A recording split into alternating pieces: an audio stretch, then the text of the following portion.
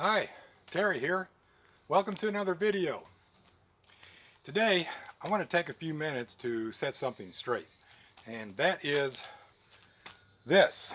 This one was made by Pieta. Uberti makes one also. And this is a reproduction of a Colt 1851 Navy sheriff's model with a 5-inch barrel and 44 caliber. Only Colt never made a gun like this. It's a pure fantasy gun. Colt didn't make a Navy in 44 caliber with a 5-inch barrel or any other barrel. He just did not make a Navy in 44 caliber. So how can Uberti and Pieta get away with calling this fantasy gun a reproduction of a gun that was never produced? Well, it's not quite as simple as just Pieta and Uberti both just made it up, and it wasn't some kind of government conspiracy, because as it turns out, Colt actually did make a gun like this, and it was immensely commercially successful. Just went by a different name. First, let's start with the barrel length. Now, clearly Colt experimented with different barrel lengths before settling on 7.5 inches for the Navy. Okay, he did actually make one snub nose on special order just before the start of the Civil War, but he never offered different barrel lengths as an option. They only made them in 7.5-inch barrel lengths. Now, if you wanted a Navy with a 5-inch barrel and was willing to pay for it, Colt would certainly have made one for you. He was a businessman. He was out to make money. He didn't have any political agendas, and if you were willing to pay for a Navy with a 5-inch barrel, he'd have made you one. But the thing is, almost as soon as these things first started coming out, people started cutting the barrels down for different reasons. Quicker draw, easier concealed, lighter, things like that. So if you were walking down the street in the 1850s in a jurisdiction that allowed open holster carry, like a police officer, a freight driver, stagecoach driver, something like that, and you had a Colt Navy with a 5-inch barrel, nobody would have looked cross-eyed at you. It just wasn't that uncommon. But what you definitely would not have seen is a Navy in 44 caliber. Since Colt's beginning, he really didn't have much of an interest in the civilian market. What he was really looking for was a powerful, large caliber handgun that he could market to the military. Any military. Like I said, Colt did not have political agendas. He was out to make money.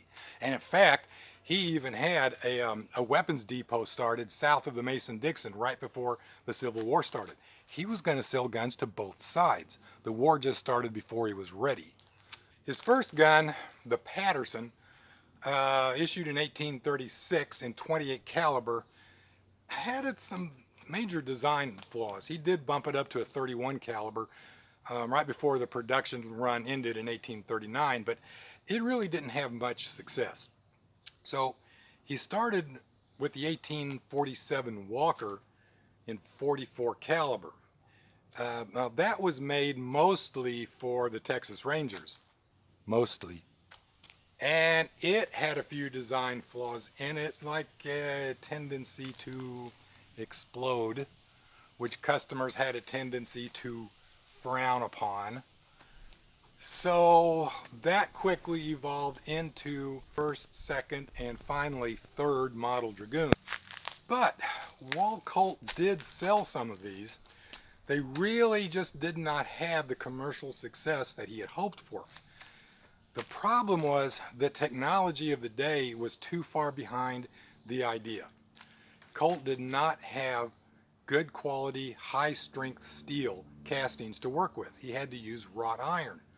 And so in order to get the chamber pressures that he needed for that power that he wanted, those guns were just too big, too heavy, and too clunky.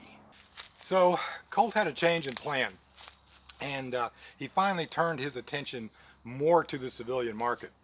In 1848, he came out with the baby Dragoon in 31 caliber, and then in 1850, he came out with the 1849 pocket gun and the 1851 Navy. Yes, both the 1849 and the 1851 were released in 1850. And there, the story pretty much ends for about 10 years.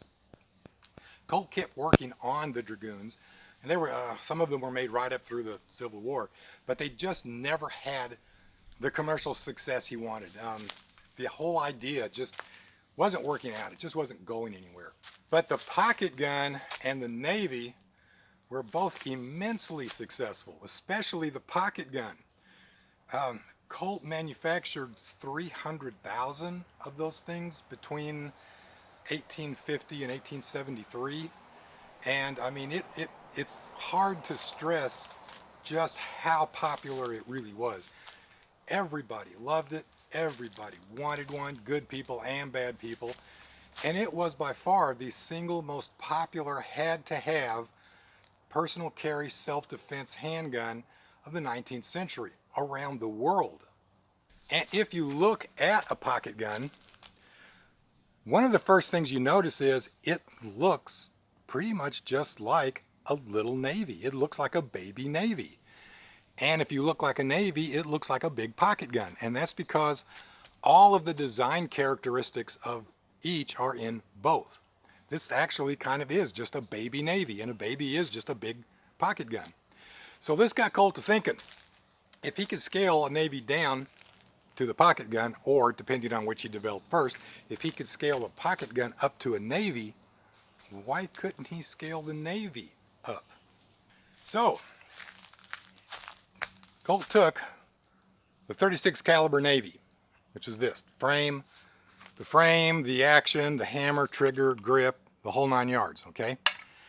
And I don't know if you can see this, but can you see this little cutout right here? It comes across and then it cuts down a little bit.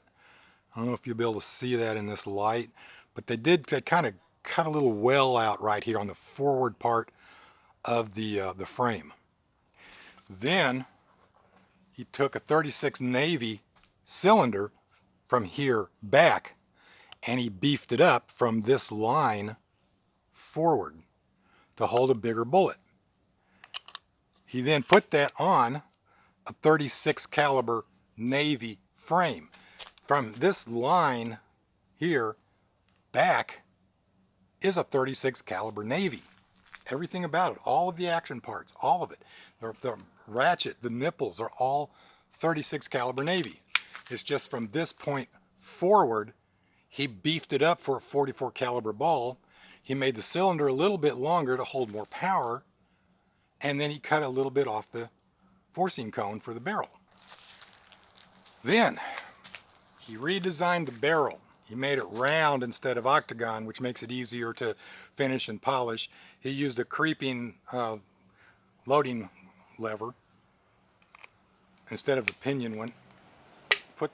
Put them together and came up with, voila, the 1860 Army in 44 caliber. And this really was the holy grail that Colt had been looking for. Colt manufactured something like 200,000 of these things by the end of the Civil War.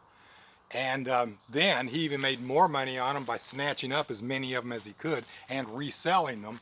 And then in 1873, when double action and cartridges came out, he made some more money off of them by selling cartridge conversion kits. So Colt made some money on this thing. So fast forward 150 years or so, we have two Italian companies named Pietta and Uberti get the rights to remake the Colt cap and ball firearms. And while the Navy in 36 caliber was still popular among black powder enthusiasts, there were a lot of people, like myself included, who, while we loved the Navy itself as a design, just didn't like that 36 caliber size. I'm a big caliber man, okay? I like the 44 caliber. So we wanted the Navy in a 44 caliber. So what Pietta did was they took an 1860 Army frame and cylinder, changed the engraving, manufactured an octagonal barrel in 44 caliber, and there you have it. An 1851 Navy in 44 caliber.